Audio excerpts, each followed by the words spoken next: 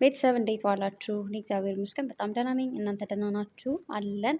እንግዲህ ዛሬ እንዳያችሁት ቡራና ሀባ አብረው መጥተዋል። ቅምጥሌ ደግሞ አልመጣችም ማለት ነው። እውነት ለመናገር ግን ማለት ነው ወንድማማቾችን አይታችኋቸዋል? አብረው ተቀምጠው እጃቸው አያያዛቸው ምናምን ማለት እግዚአብሔርም በጣም እየገረመኝ ነበረና በቃ ተመሳሳይ ነገር አላቸው። ቅምጥሌንም ብያት ትናንት አይ ቲንክ ትናንት ሳይሆን ከትናንት በፊት ፖስት በተደረገው እንደዚች ብላ እሷም እንደዚህ ጉንጯን ይዛ ምናምን በቃ ተመሳሳይ ነገር አላቸው እና እንግዲህ ሀብ እንደተናገረው ነው። ብዙ ነገሮችን ሀብ ተናግሮታል።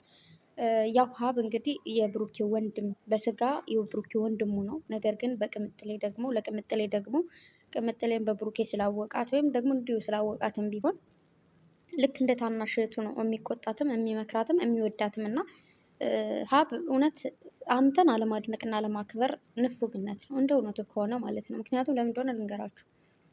አይ ነው እኔ አሁን ለምሳሌ የሆነ አለ አይደለ የእቴን ባልና እህቴን እኩል ወዳቸዋለሁ፣ ግን የሆነ ነገር ገንፈል ካለ በጣም ምናምን ወደ እህቴ ነው ማደለው። ምን አስዋሸኝ እግዚአብሔርን ጓ ነው ምለው ወደዛ ምናምን ምንድነው እንደዚህ ብላ ነገር ነው ምለው።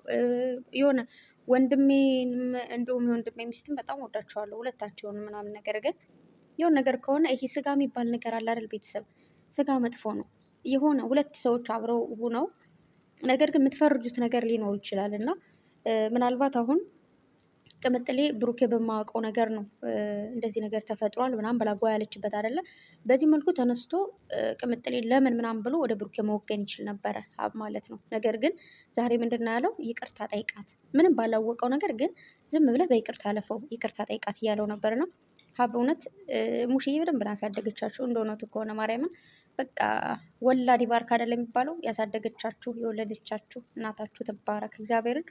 እውነት የምር በቃ የሰው ልጅ ካስተዳደጉ እንዴት እንዳደገ የት ሰፈር እንደወጣ ምናምን ነው እንትን የሚለው እና በቃ ደግ አሳድጎ ደግ ወልዶ ደግ ያሳደጋችሁ ናችሁ እና ደግሞ ምን ብሏል? ሁለታቸውንም የምትወዱ የምታከብሩ ማለት እንዴት አለ መሰላችሁ? አሁን ግዴታችሁ አይደለም በነገራችሁ ላይ ይሄ ሁለታቸውን መውደድ ምናምን ግዴታችሁ አይደለም። አንዳቸውን መውደድ መብታችሁ ነው። ነገር ግን አንድን ሰው ስትወዱ የዛን ሰው ደስታ ማየት ትፈልጋላችሁ አይደል? ለምሳሌ ብሩኬን ስትወዱ ቅምጥሌ ጋር ሲሆን የምታዩት ደስታ አለ፣ የምታዩት ሰላም አለ። ብሩኬ የሚደሰተው ብሩኬ ስኬታማ የሚሆነው ያ ነገር ስላለ ልክ ለብሩኬ ስትሉ ቅምጥሌን ታከብራላችሁ ማለት ነው። ገባችሁ አይደለም እላችሁ? ለምሳሌ አንዳንድ ሰዎች አሉ በጣም እንወዳቸዋለን እናከብራቸዋለን። ነገር ግን የሆነ ሚስታቸው ወይ ደግሞ ባላቸው ላይ መቻችሁ ይችላል። ሪል ህይወት ስለሆነ እየነገርኳቸው ያለሁት ግን በቃ ለዛ ሰው ስትሉ ባትወዱትም የሆነ ኖርማል ታከብሩታላችሁ። የሆነ ሚስጥር የምታወሩት ከዛኛው ሰው ጋር ሊሆን ይችላል ምናምን፣ ግን ያኛውን ሌላኛው ወይ ሚስቲቱን ወይ ባልየው እንዳልኳችሁ ታከብራላችሁ ማለት ነው። ለምሳሌ እህታችሁ የምታገባው ባል እናንተ በጭራሽ ላይመቻችሁ ይችላል። እናንተ እሱ መውደድ ግዴታችሁ አይደለም፣ ግን ለእህታችሁ ስትሉ ታከብሩታላችሁ። ገባችሁ? እናንተ አይደለም የምታገቡት፣ እህታችሁን ያገባቸው የእህታችሁ ባል ነው። እህታችሁ ከተመቻት፣ ከወደደችሁ፣ ካፈቀረችሁ የእናንተ ግዴታ የለባችሁም። ግን ሰው ጋር አብሮ ለመኖር እሱ የእህታችሁን ደስታ ለማየት ግን ያን ሰው ምንም አትሉም። ለእህታችሁም አይመቸኝም አልወደውም አትሏትም። ለእሷ ደስታ ስትሉ በቃ እንደሚመቻችሁ ትነግሯታላችሁ፣ እንዲሁም ታከብራላችሁ። ከዛ ቀስ በቀስ ደግሞ ያን ሰው እየወደዳችሁ ትመጣላችሁ ማለት ነው። መጀመሪያ ከማክበር ነው ሰውን መውደድ የምትጀምሩት። ገባችሁ? ግን ሰውን ሳታከብሩት ሳትወዱት እንደዚህ እያጨማለቃችሁ የሆነ የማይሆን ነገር እያደረጋችሁ ግን መቼም ልትወዱት አትችሉም። ገባችሁ? ልባችንም እኮ የሆነ ባይዘው ልብ ጅል ነው። የሆነ ነገር አንዳንዴ የሆነ በቃ በዚህ ቀጣይ ወር በቃውን ምንዛሬ እስኪ በምንዛሬ ላውራችሁና እንደው አንዳንዴ ምን አስባለሁ እንደው ጭምር ባለ የሆነ 10 ብር ራሱ ጨምሮ የለም ከነበረው በላይ ሆኖ በልክ የኔ ያክል ብር ባገኝ ከዛ እንደዚህ ባስተካከል ምናምን ብዬ አስባለሁ ማለት ነው። ከዛ በቃ ደስ ይለኛል። ገና አስቤ እኮ ነው እንዲህ ቢሆን ብዬ ባሰብኩት አስተሳሰብ ደስ ብሎ ፍንጥዝ ፍንጥዝ እላለሁ። ጉድ የፈላ ግን እኮ አይሆንም። ግን ልባችን ያሰብነውን ወይ ደግሞ የነገርነውን ነው የሚቀበለው። በቃ ልብ ጅል ነው። ስለዚህ ሰውን ደግሞ የሆነ ይህን ሰው ቀስ በቀስ አንዳንዴ እኮ ሰዎችን በርቀት አይተናቸው እጭ ሰው ሲያስጠላ ወይ ደግሞ ሴትዮ ስታስጠላ እጭ ብለን ከዛ ስንቀርባቸው ሌላ ሰዎች ናቸው። ገባችሁ? ወይ በመልኩ ደብራችሁ ወይ በመልኩ አደብራችሁ፣ ግን ስትቀርቡ ቃላቶቿ፣ ንግግሮቿ፣ ምኖቿ ይማርካችኋል። ገባችሁ? አንዳንድ ሰው ደግሞ እንዲሁ በርቀት አይታችሁት ዋው ምናምን ነገር ብላችሁ ቅርብ ስትሉ በቃ አማርኛው ልድፍ ከእናንተ ጋር የሆነ ነገር አምጥቶ እናንተ ጋር ወይኔ ጉድ የፈላ ከዛ ወይኔ ባልቀርበው ወይኔ ባላቀው ብላችሁ ያወቃችሁትን ቀን ትረግማላችሁ። እንዲሁም ደግሞ አንዳንድ ሰዎች ያወቃችሁበትን ቀን ደግሞ ታመሰግናላችሁ ማለት ነው። እልላችሁ ነው ባጭሩ። አንዳንድ ሰዎች አላችሁ ያው ምን አይነት መንፈስ እንዳለባችሁ ባላቅም በጣም የሚደብር ቃል የምትጠቀሙ የሆነ የሚደብር ነገር ኮሜንታችሁ በተለይ ሲዘገንን ማለት ነው። የሆነ አንዳንዴ እንዴት መሰላችሁ ከባልሽ ባሌ ይበልጣል የሚባለው እንኳን ይሻላል። የእናንተ እንዴት መሰላችሁ የሆነን ሰው ለምሳሌ እኔ እንደዚህ መጨበጥ የምችለውን ነገር እያንቋሸሽኩኝ መጨበጥ የምችለውን ነገር እኮ ነው። ሌላ ነገር እንዲህ ልጨብጠው ማልችለውን ነገር ማሞገስ ማለት ነው። አያችሁ የሆነ አሁን እናንተ የራሳችሁ ባል ወይ ደግሞ የራሳችሁ የሆነ ሰው አላችሁ አይደል? ልክ ያን ሰው ምናልባት ያን ሰው ይሄኔ እያንቋሸሻችሁ ይሆናል። ያን ሰው ይሄኔ በቃ አይን ላፈር እያላችሁ ሊሆን ይችላል። ግን ሌላ ሰው የሚንከባከበው የሚያቅፈው የሚደግፈው ምናምን ያለውን ሰው ግን ዘላችሁ እኔ ልጥቀፍህ፣ ገባችሁ? እኔ ልዳብስህ ሆአሪው እንዴት ብሎ ነው? እስኪ የማይሆን ነገር አትሰቡ እንዴ! አሁን ምንም ይስሩ እውነትም ቢሆን እንኳን ማለት ነው እውነት እንኳን ብሩኬና ቅምጥሌ ተጣልተው ቢሆን በደል እንኳን አድርሶባት ቢሆን ከዛ እርስ በርሳቸው ይቅርታ የሚባባሉ ይቅርታ ማይባባሉ እኛ አይመለከተንም። ምክንያቱም በጣም ብዙ ነገሮች ደስ የሚሉ ቀኖች፣ የሀዘን ቀኖች፣ የሳቅ ቀኖች፣ የለቅሶ ቀኖች አሳልፈዋል አብረው ማለት ነው። ከብሩኬ ክንድ ላይ ሆና ቅምጥሌ ስቃበታለች፣ አልቅሳበታለች። ብሩኬ ከቅምጥሌ ክንድ ላይ ስቋል፣ አልቅሷል። እዚህ ጋር መጠው ካሜራ ፊት መጠው የሚሰሩትን ብቻ አይደለም ማየት ያለባቸው፣ ከካሜራ ጀርባ ብዙ ነገሮችን አሳልፈዋል። ገባችሁ? አንዳንዴ ብዙ ሰው ካሜራ ላይ መጥቶ ልክ አሁን ከካሜራ ጀርባ ሳለቅስ ቆይቼ እዚህ ጋር ካሜራ ፊት እምባይን ጠራርጌ ምናምን እኔ ጎበዝ ነኝ ጀግና ነኝ ምናምን የሚያስቅ የፍቅር ምናምን ልሰራ እችላለሁ። ካሜራው እንደተዘጋ ደግሞ ላለቅስ እችላለሁ ማለት ነው። ያን ሁሉ ስቃይን ማን ነው የሚያየው? ከካሜራ ጀርባ ያሉ ጓደኞቼ፣ ቤተሰቦቼ፣ አፍቃሪያችሁ ብቻ እንዴት ልበላችሁ፣ በዙሪያችሁ ያለ ሰው ነው ሳቃችሁንም፣ ለቅሷችሁንም፣ ደስታንም ሀዘንን የሚያይላችሁ። እሺ ፔብል ላይ የሶሻል ሚዲያ ሰው ምንድን ነው የሚያየው? የሚፖሰተውን ብቻ ነው የምናየው። ገባችሁ? አሁን ለምሳሌ በሰሞኑ በሚሰሩት ምንድን ነው የምናየው? ጭቅጭቅ፣ ጽል፣ ሂጅልኝ፣ ሂድልኝ እንደዚህ አይነት ነገር ነው አይደል የምናየው። ከካሜራ ጀርባ ምንድን ነው ያለው? አብረው ሲቀመጡ፣ ሲበሉ፣ ሲጎራረሱ፣ ሲስቁ አሳይተውናል፣ አላሳዩንም? እኛ ያየነው የሚጨቃጭቁትን። ከዛ በፊት ላይ የፍቅር ቪዲዮ ፖስት ሲያደርጉ ነው አይደል የምናየው። ከካሜራ ጀርባስ ምን አሳልፉ ይሆን እነዚህ ልጆች? ካሜራ ሲቀርጹ ምን ተባባሉ ይሆን? ካሜራ ምን ተብለው ይሆን? ምን እየተባሉ ይሆን በህይወታቸው? ሰፈር ላይ፣ ጎረቤት ላይ፣ ጓደኛ ላይ ስንት አለባልታ እየመጣባቸው ይሆን? ይህን አትርሱ። በጣም ብዙ አሉባልታዎችን ብዙ ነገሮችን አሳልፈው እየመጡ ነው። እኛ የምናየው ኮሜንት ላይ የሚጻፈውን ስድብ፣ ኮሜንት ላይ የሚተቹትን። እኛ ማናቃቸው ሰዎች ብሩኬ እንዲህ ነው፣ በብሩኬ እንደዚህ አይነት ቪዲዮ ይለቀቃል፣ በቅምጥሌ እንደዚህ አይነት ቪዲዮ አይለቀቅም፣ ብሩኬ እንደዚህ መንከባከብ አይችልም ምናምን። እንዴ ከዚህ በላይ ምን ያደርግ የሰው ልጅ ባይዘው? ወይ እኛ ሀበሻዎች ነን፣ ፈረንጆች አይደለም። ይህ የፈረንጅ ወንድ አልጫ ነው፣ ዝም ብሎ ይሽለጠለጣል። እኛ ደግሞ ሀበሻ ነን። ብሩኬ ቀብረር ኮራ ያለ ወንድ ነው። ገባችሁ? ማናችንም የአበሻ ወንዶች ወንድሞቻችሁን እዩ፣ ሚስቶቻቸው ላይ ያላቸው ነገር ባሎቻችሁ ላይ እዩ። የኢትዮጵያ ወንዶች ሁሎችም አንድ አይነት ናቸው፣ ቆፍጠን ያሉ ናቸው። አንዳንዴ ማይሆን ነገር ስናደርግ ነው ይሉናል። መብታቸው ነው፣ ግድ ነው እንዴ። እኛ ደግሞ ቆንጠጥ መደረግ አለብን። ወንድማችን ነው ሊለን ይችላል፣ አባታችን ነው ሚለን አለ፣ ባላችን ነው ሚሉን አለ። ያ ደግሞ መብታቸው ነው። ይሄ የኢትዮጵያ ወንድ የሆነ ሊያቀብጥሽ እኮ ይችላል፣ ግን የምትቀብጭበት ቦታ ላይ እና የማትቀብጭበት ቦታ ላይ አለ። ገባችሁ? ሁሌ ቅብጠት የለም። እኛ ሀበሻዎች ነን። ዝም ብላችሁ ይሄ የሆነ ከሆነ ሰው ይኸውላችሁ፣ ባይዘው ወይ ሰው ከሰው ጋር አይወዳደር። እውነቱ ስነግራችሁ ሰው እንደ ቤቱ እንጂ አይኖርም እንደ ጎረቤቱ። የሆነ ሰው አበባ ሲሰጥ ስታዩ ብሩኬም አበባ አይሰጣትም። የሆነ ሰው የሆነ ነገር ሴት ቀለበት ሲያታዩ ብሩኬ ቀለበት አያደርግም። ለሁሉም ጊዜ ያለው ቤተሰብ እንዴ ከዚህ በፊት ስንት የአበባ ሰጥቷታል፣ ስንት ፍቅር ገልጾላታል። ግን መጡ እዚህ ጋር ፍቅር የላ ምናምን ብሎ እዚህ ጋር መሳሳም አለባቸው ማየውን ቦታ ላይ እንደ ማንም ሰው እንዲታመኑ። ማንም ሰው ደግሞ መታመን ሰው ውሸት ነው። ሮማንቲክ ማሳየት የሆነ ሁሉ ሮማንቲክ የሚያሳያችሁ እውነት ነው አይደለም፣ ለቪዲዮ ነው። ገባችሁ አይደለ? ይሄ የሆነ የሚኖር ህይወት ነው ቤተሰብ። አንዳንዴ እንደዚህ የተጃጃለ ነገር ወይ ደግሞ ዝም ብሎ የማስመሰል ምናምን መቀበጃጀር አስፈላጊ ስላልሆነ ህይወትን እየኖሩት ነው። እኛ እናወራለን፣ እነሱ ደግሞ ህይወትን ይኖራሉ ማለት ነው። ስለዚህ ቅምጥሌ ካጠገቡና ለቅሶንም ሳቆንም ያየች ሴት ነች። ብሩኬ የቅምጥሌን ሳቋንም ሀዘኗንም ለቅሶዋንም ሚስጥሯንም በደንብ አድርጎ ያወቀ ወንድ ነው። እኔ አሁን ብሩኬን አንተ አታስብላት እኔ ነው በደንብ ማስብላት ብል መሳቂያ ነው መሆኑ፣ ውሸት ነዋ። ለምን እሱ ነው ካጠገቧ የሆነ ነገር ብትፈልግ ሩጦ ሊደርስላት። ባለፈው አታስታውሱም? አመመኝ ብለው እንዴት ሩጦ ደርሶ ምንድነው የምትፈልግ ብሎ ሲንከለከልላት።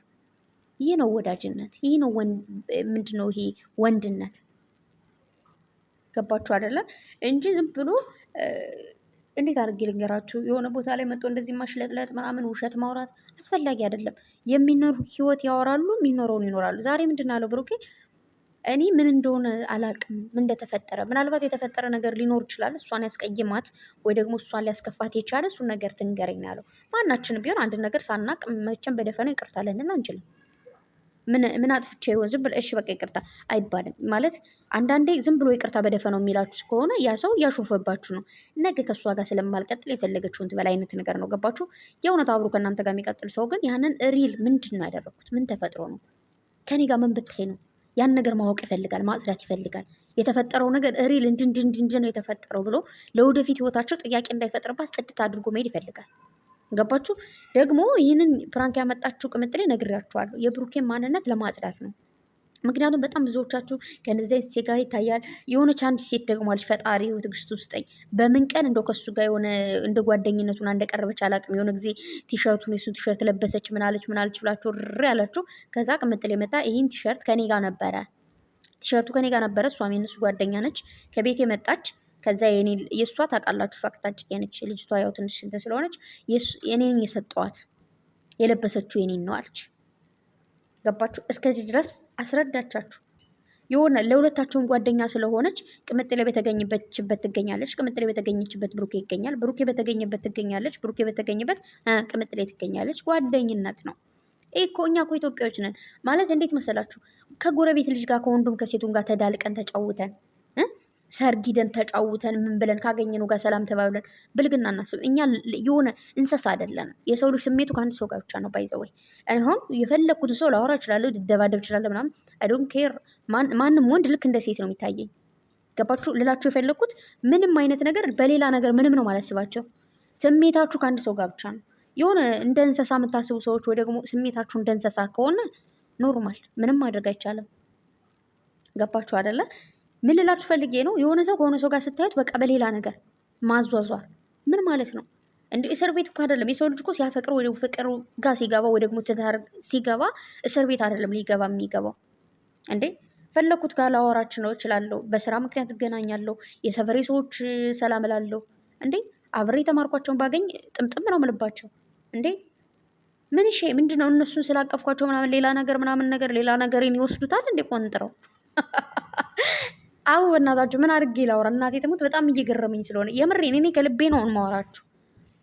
እንዲህ በቃ የልጅ እንዲህ ይላል እንደዚህ ይላል። አረ ልጁን ፍቱ። ምን ያርጋችሁ? ምን ያደርግ እንዴ? እንደዚህ ያወራ እንደዚህ ያለ እና ምንም አሁን ቅምጥሌ እንዳልኳችሁ የሰራችሁ ምንድን ነው ብሩኬ ምንም ነገር ከሱ የተደበቀ ምንም አይነት ሚስጥር እንደሌለበት ማሳያ ነው። ገባችሁ አይደለም? ምንም ነገር ከቅምጥሌ እየተደበቀ ምንም ነገር የለም። ከህይወቱ ያለፈ ነገር ሊሆን ይችላል። ከዚህ በፊት በነገራችሁ ላይ ለምሳሌ ፍቅረኛ ኖሯችሁ ሊሆን ይችላል በፊት አይደል? ከዛ የዛን ውትታችሁ ምናምን ሌላ ፍቅረኛ ጀመራችሁ። ከዛ የሆነ ሰው ለአዲሷ ፍቅረኛችሁ እንዲህ ተፈጥሮ ምናምን ብሎ ሊያወራችሁ ይችላል። በዛ ጎጭ ጓለትል ትችላለች። ነገር ግን ያን ነገር ከተናገረች ካሁን እንዴ እኮ የፊት ነው። ማንኛውም ሰው በነገራችሁ ላይ ባለፈ ህይወታችን አይመለከተውም። ባለፈ ህይወቴ ማንሽም ልጠይቅኝ አትችይም፣ መብቴ ነው። አንቺን ከማግኘቴ ወይ ደግሞ አንተ ከማግኘቴ በፊት ያሳለፍኩት ላይፍ ነው መብቴ። እንዴ አለፈ እኮ። ግን አንተን ካገኘው በኋላ እያንዳንዷን ነገር ያጠፋው ስህተት ካለ ይቅርታ አምላለሁ፣ ለጥፋቴም ደግሞ አምናለሁ ማለት ነው። ግን ባለፈ ነገር ከሆነ ምን አገባ? በዛን ታይም ላይ ከኔ ጋር የነበረ ሰው ይጠይቀኝ እያልኳቸው ያለሁት ገባችሁ? እና አንዳንድ ሰዎች የሰውን ህይወት ለማበላሸት ጥግ ድረስ የምትሄዱ አይሳካላችሁም። ቅምጥሌ ነገር ይዛላችሁ የመጣችሁ ባህሏ ንጹሕና ጨዋ እንደሆነ ለማሳየት ነው። ብሩክ የሆነ ነገር ቢኖረው ኑሮ በቃ በአንዴው ነበረ። እንደውም ትናንት በቃ የሆነ ነገር ተሳስቼ ሊሆን ይችላል በቃ ይቅርታ ምናምን ብሎ በአንዴ ይቅርታ የሚጠይቃት ነገር ግን ምንም አይነት ነገር ስለሌለበት ከአንቺ ህይወት የተደበቀ ከኔ ህይወት የተደበቀ ነገር የለም። ንገሪኝ፣ ምን እንደተፈጠረ ላስረዳሽ። ማለት አንዳንዴ እንሳሳታለን፣ ሰውነን እንሳሳታለን ስላችሁ የሚረሳ ነገር አለ አይደል? የሆነ ነገር አሁን ለምሳሌ ልክ የነገራችኋት መስሏችሁ የሆነ ሰው ከሆነ ቦታ ለምሳሌ አሁን መጣ የሆነ መንገድ ሸኘኝ ምናምን ብለህ ልትደሩ ትችላለች። ከዛ በኋላ ሊወስዳት ይችላል። ከዛ የሆነ በቃ እዚህ ምግብ ቤት ልውጥ ማለት ገብቼ ልብላ አርቦኛል ምናምን በዚህ አይነት ነገር ሊሆን ይችላል። ማናችንም የምናደርገው ነገር ስለሆነ ነገር ግን ያን ያክል እንደዚህ በፍቅር ያችን ሴት ፈልጓት ወይ ደግሞ ምናምን ወፍ ብሩኬ ከዚህ በፊት ደጋግሞ ተናገረ። ከቅምጥሌ ውጭ ሴት ወደ ውጭ ከእሷ ምን አጡ? እችን የመስለች ቆንጅዬ ወርቅ የሆነች ከስራ ስራ ከጸባይ ጸባይ ከሴትነት ሴትነት በቃ እናቴ ትሙት በቃ ምርጥ ሴት እኮ ነች እንጂ በቃ የኔ ወርቅ ማለት ነው። እና ከእሷ ምንም አላጣም። በቃ ተከብራ ያስከበረችው ሴት ነች። ባይዘወይ ሴትነትን ጥንቅቃ ያወቀች ገባችሁ? ሴትነትን ጥንቅቅ አድርጋ ሴት ማለት ምንድን ነች ብላችሁ ብጠይቋት ከአስከፈል ልትነግራችሁ የምትችል ሴት ነች። እና ከእሷ ምንም የሚያጣው ነገር ስለሌለኝ የትም ወደ የትም ነቅነቅ ምንም የለም። ግን ያው እንዳልኳችሁ እናንተን ለማስተማር ይዘው የመጣችሁ ስራ ነው። ከዚህ በፊትም ነግሬያችኋለሁ። እሷ የምታመጣቸው እያንዳንዶቹ ነገሮች በቃ ማንንም ለማስተማር ነው። እና በቃ ብሩኬ ነገም ከነገ በኋላም ሊቀጥልም ይችላል ስራው ላይቀጥልም ይችላል አላቅም። ነገር ግን በጣም ብዙዎቻችሁ እየተረበሻችሁ እየተደናበራችሁ አላችሁና አትደናበሩ፣ አትረበሹ። ምንም የሚያደናበር የሚያረባብሽ ነገር የለውም። ከዚህ በፊት የሆነ ጊዜ ምናልባት አዲስ ፍቅር ላይ ያሉና እደናበር ነበር፣ እንደ እውነቱ አልደብቃችሁም። አሁን ላይ ግን ተረጋግቷል ሁሉ ነገር። በቃ ፍቅራቸው ስምጥ ስምጥምጥ ብሏል። ወደ ውስጥ ነገር ብዙ ነገሮች አሉ። አዲስ ፍቅር ላይ ታውቃላችሁ፣ ቤተሰብ ያሳልፋችሁ ካላችሁ አዲስ ፍቅር ላይ የሆነች ነገር ኳ ካለች፣ ስልክ እያወራችሁ የሆነች ነገር ኳ ካለች፣ አንተ ምንድን ነው እየተሰማኝ ያለው ነገር ምናምን የሆነች የሴት ድምፁ ላይ ይሰማችኋል ማለት ነው ስልኩ ላይ እግዚአብሔርን ነው ብላችሁ የሆነ መንገድ ላይ እንኳን የሆነ መንገድ ላይ ሰው እየሄደ የብዙ ሰው ድምፅ አለ አይደለ? ነገር ግን እንዲህ ምናምን ነገር ትላላችሁ። በቃ አፍላ ፍቅር ላይ ስትሆን በስመ አብ የምታሳልፉት ፍቅር ይጣፍጣል። የምታሳልፉት ጸብስ ናላ ነው የሚያዞሩ እኮ። ግን ከዛ በኋላ ነገሩ ሰከንከን ካለ በኋላ ግን በቃ አለቀ።